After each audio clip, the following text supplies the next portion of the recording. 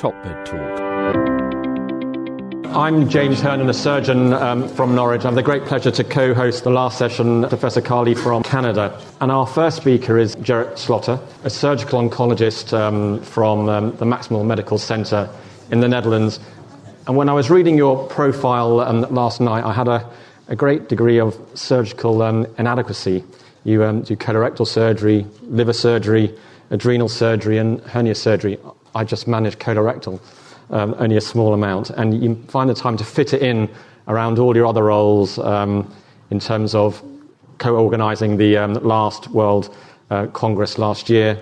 You run the prehab study, an international randomised controlled trial, and you train everyone else how to do prehabilitation. They come to your centre to watch, so I'm very impressed with everything you do.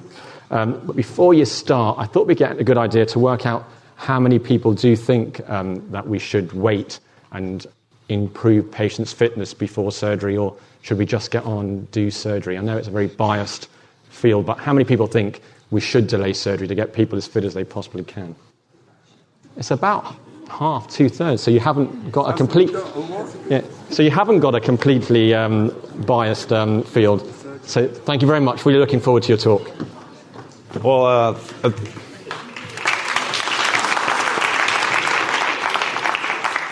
Thank you for your kind words of introduction. To come back to the question, can we delay surgery? In the end, I will say yes, we can, because we can delay surgery. We'll come back to that. The Dutch Cancer Society is supporting our trial, as well as the National Fund Against Cancer. I'm very grateful for the companies Johnson & Johnson and Friesland Campina, because they make the trial possible. Friesland is delivering the protein, and Johnson & Johnson is covering the loose ends. We make a diagnosis of colorectal cancer, and then we need surgery. And in between, there's about 5 weeks, and these 5 weeks, and I've seen the window before, is the window of opportunity to train our patients to get in better condition. We do so in our trial, but also in the hospital in a period of 4 weeks. We do training, nutrition, cessation of smoking, and mental support, like actually any other protocol that I've seen here during the last 2 days. If you are in a control group, in a non-randomized pilot, there was 40% of the patients that recovered fully, that got back to the 6-minute walk test they had before they started, they were enrolled, because they didn't train. But the patients that did get trained, and Stefan already showed that 86% of them was fully recovered, or even in a better condition. And this means a lot to a patient, because the patient will have a better quality of life, will probably be shorter in the hospital.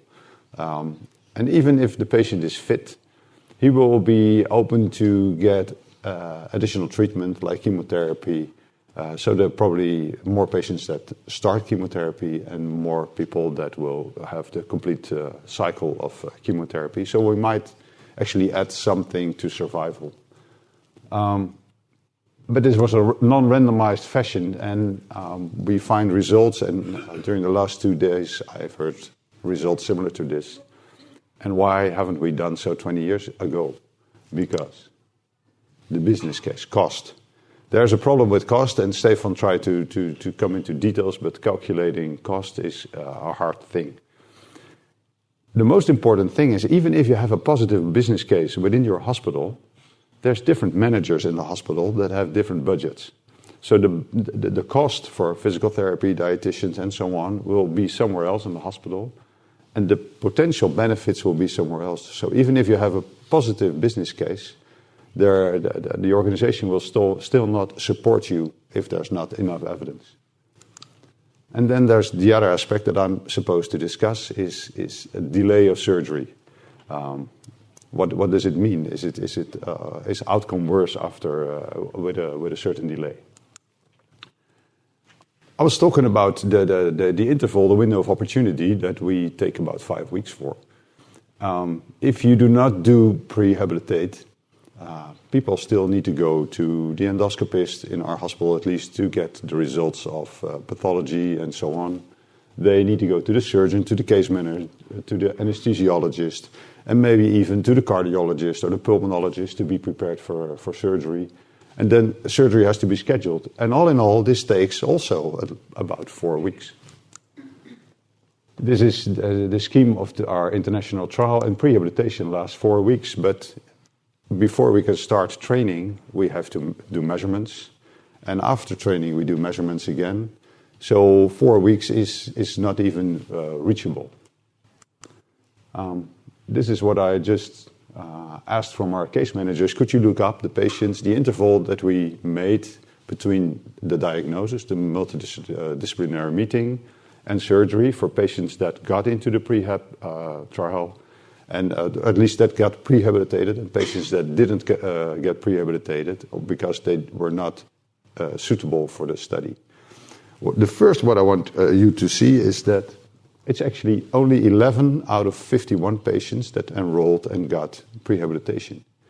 There's a lot of patients that do not participate in the study because they cannot come to the hospital 3 times per week and so on. And fortunately, we thought in our trial that this was awkward, but I've seen a number of other trials here where inclusion rates are also low. But why I want to demonstrate this is that the patients that got prehabilitated were operated 5.8 weeks after the multidisciplinary team meeting. And the patients that did not get trained, they were operated 4.8 weeks after the MDT. So the difference is only 1 week, is at least 1 week. This is why we want to operate early. If in a bowel, a small polyp might develop, and this small polyp can easily be removed by the endoscopist. So the polyp will never turn into a cancer. The thing is, if you leave a polyp, there's a potential that the polyp will enlarge, will elevate, and will eventually turn into malignancy. And somewhere along the line, the dotted line, there's a risk of invasion, so a risk of dissemination. But the thing is, the whole trajectory lasts 12 to 15 years. So we're talking, just to compare, there's 1 week of delay of surgery, or maybe 2 weeks of delay of surgery, but there's a natural biology that lasts about 12 to 15 years. So I just want to point out the respect, or the relevance. Then there's another thing. As a surgeon, you see your patients in the outpatient clinic, and actually every patient comes with a similar story. They said, "Well, I have had complaints longer, and I went to my GP, and my GP didn't refer me for my initial complaints." So they blame their doctor. And I think they should not blame their doctor, because not every patient that comes to the GP will have a tumor. I know all patients that I see will have a tumor, because that's why they are referred to me. And the other thing is that patients will have had their complaints even before they go to the doctor. And what I definitely don't want them to do is blame themselves for being late. But there definitely is a patient's delay and there is a doctor's delay. And there's some literature on that from Spain, 2 articles. There is a considerate patient's delay, and 1 out of 8 patients has a delay over half a year. Between symptoms and treatment, there was 128 days in a cohort in Spain, and women had a longer interval than men had. And another study from the Netherlands, between symptoms and treatment, 138 days. And with these tumors, there was no difference in stage, so all stages had the same interval. So what we can do as doctors is take care of our patients well as soon as they enter the hospital. And this used to be our referral pattern, or at least the beginning of our pathway. The patient would be referred by a general practitioner, would be sent either to the surgeon, the endoscopist, or the internal medicine. And then the surgeon or we all would refer patients to endoscopy for an endoscopy, and then the endoscopist would refer the patient back to the surgeon for the pathology and for the result of the endoscopy. Then the surgeon decided we needed radiology, drawing of lab. After these results, the patient would go back to the surgeon, and then finally we would refer the patient to the MDT meeting and discuss the indication for operation. And then this would take about, if you add this up, a week, it's at least 4 weeks. And usually it was actually longer. And then what happened, we had to rush into surgery because we wanted to operate all these patients within 6 weeks. So in 2 weeks' time, you had to see the patient and schedule surgery, resulting in an uncomfortable situation for everyone who's scheduling this, but also that you probably would not operate your own patient. You might be operating someone else's patient on Tuesday, and he would be operating your patient because it wasn't easy to schedule. We changed the pathway, and we said, well, why would these patients be referred to surgeons or internal medicine? Why not refer to the endoscopist? Because the endoscopist every patient needs endoscopy, and we'll cut out 2 weeks of waiting time. So the patients will go to the endoscopist, and the endoscopist, and I heard that before, in 95%, the endoscopist can predict that a patient will need surgery. So the endoscopist will immediately order radiology, lab, will include a case manager to the patient, so the case manager can team up with the patient from day one. But the thing is, the process is speeded up in this fashion. And instead of taking 4 weeks, we now take 1.5 weeks. And then we come again to the window of opportunity. So by speeding up your workup, you can create time to prepare your patient. And I told you already about scheduling surgery. If you do 250 operations colorectal a year, you can make reservations for slots. You already know that patient 137 will be operated in August, so why not make a reservation for slots? So straight after the multidisciplinary team meeting, you can schedule surgery a few weeks ahead to allow prehabilitation. So you schedule surgery, the same surgeon will be there at the outpatient clinic, and we combine this. The case manager will do all the dirty work and do all the explanation, and as a surgeon, you meet your patient and you will refer them to anesthesiology. What we also did is we gave anesthesiology more time to take care of our patients.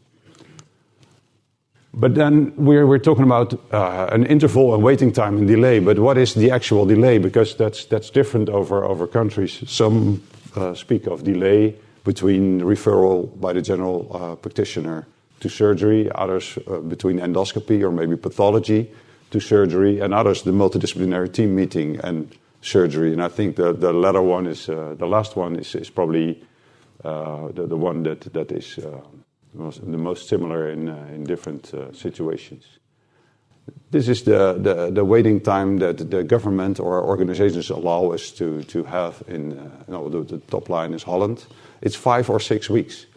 Governmental organizations allow us 6 weeks to do surgery, but our own surgical society has determined this should be 5 weeks or less.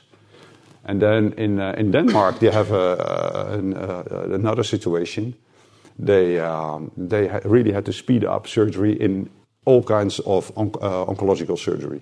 So for the workup, they would have 2 weeks, but then you would have to operate within 2 weeks after. That was their action to improve oncological outcome, but it's the question whether that stands true. For China, I heard it's 1 week, so that means that everything has to be done hasty. And this is the situation in the UK, 9 weeks. This is the 62 days that I heard before for the workup, and between MDT and surgery, you're allowed to take 32 days. But there's a difference among countries, and I wonder what they're based on, because they're not based on literature. So rather, instead of taking action in the waiting times between the MDT and surgery, you focus on the workup. And that's what we did in our hospital, and together with Johnson & Johnson Company, we completely wrote down our protocol, our colorectal pathway, starting on the left with the referral from the general practitioner, and completely at the end, 5 years after follow-up. And I already told you, we connect the case manager to the patient on day 1, and she, in this case, three ladies, they will stay with the patient until 5 years of follow-up, so they'll stay connected all along. But what we also did is we checked all our patient information leaflets. We checked all our protocols for our staff, And we translated them into English, so they are available actually to everyone.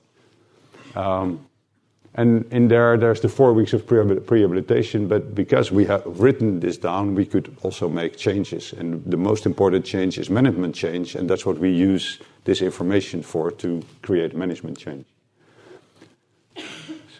The major thing we do is we brought together all disciplines and created a team. So what we now do, we receive teams from abroad, multidisciplinary teams, and with our multidisciplinary teams, we teach other teams how to start working together and take initiatives to create a change in the hospital. And that all because we implemented the new pathway and prehabilitation and had favorable results. Is there any literature on the delay? Because I was supposed to talk about delay. Yes, there is. And this is an article from Denmark, from Ismail Gögner. And they are part of our consortium, the team that is doing the international prehabilitation trial. And they wrote whether we could delay surgery to get patients in better shape. And this is what they found. They withdrew about 2,000 articles, but they came down to 5 randomized trials that gave information on outcome and delay of surgery. And when we talk about overall survival, there were 4 studies that showed no difference. But there was only 1 study that showed a little difference, but it had nothing to do with the disease, and it was clinically non-significant.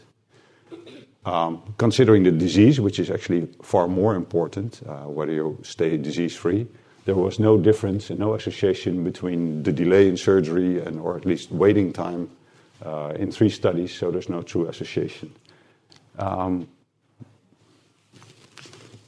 With that information and information from 2 other articles, they stated that a delay of 56 to 62 days should not be detrimental for the patient with respect to long-term outcomes. And this is really moderately explained. This means that an acceptable waiting time between the diagnosis and surgery could be actually 8 weeks. And what all can you do in 8 weeks? You can do a lot, but at least you can provide 4 weeks of prehabilitation, I think. So to come to a conclusion, prehabilitation improves outcome. There must be a positive business case. If you invest, there will be money, a gain of money in the end, but it's hard to calculate.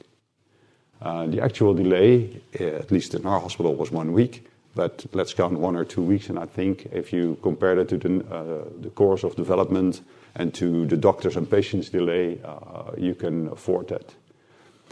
We saw that national guidelines, they differ, but they're definitely not based on any literature. And I think there's a lot to be done in colorectal pathways that can be optimized. And I hope you all agree that an acceptable waiting time could be 8 weeks. And we don't have to take 8 weeks, we can take less time. But yes, I think we can delay surgery for prehabilitation. Anyone who objects to that? No more questions. Thank you. Thanks for downloading TopMed Talk. The time has arrived for you to get yourself your ticket to EBPOM Dingle. That's right, one of the most famous conferences in the perioperative sphere is going ahead. We've taken EBPOM Dingle virtual. The 22nd Current Controversies in Anaesthesia and Perioperative Medicine and SIAA Autumn Congress will go ahead virtually. Live from Dingle, Ireland, you can attend this incredible conference. Spoken of frequently here on TopMed Talk in hallowed terms, it is of course a place that is known to produce results. EBPOM Dingle. Check out ebpom.org and get yourself online for the Conference of the Year, EBPOM Dingle 2020.